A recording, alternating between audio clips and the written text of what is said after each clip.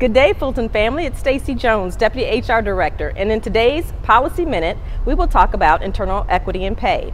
The Internal Equity and Pay Policy authorizes salary adjustments to resolve internal pay inequity between similarly situated employees performing similar work under similar working conditions in the same department.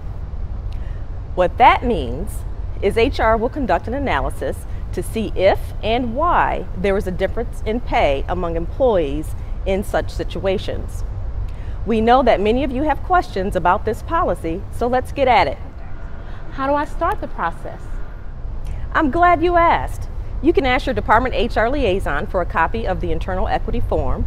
Once you complete it and identify the coworker in your department who is in the same classification, you can then submit it to your appointing authority. Normally, you'll have to be in your position for 2 years to be eligible for an adjustment. Does my appointing authority have to agree with my request before it is sent to HR? No, but the completed form must go through your appointing authority. So, if my colleague is making more money than me, should I request for the HR form, or should I get more money just because? It depends. We look at other factors as well, such as time and position, education, salary history, and employment history with the county, among other things, to determine if there is a true inequity in pay. Just like you, HR wants to know why it exists as well. The policy does not require all employees in the same classification to make the same compensation.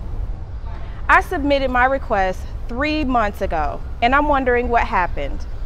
Initially, the HR department was inundated with internal equity requests. However, now we're working towards cutting our response time down to 6 weeks. When HR receives my request, does HR only look at me and the coworker I am comparing myself to?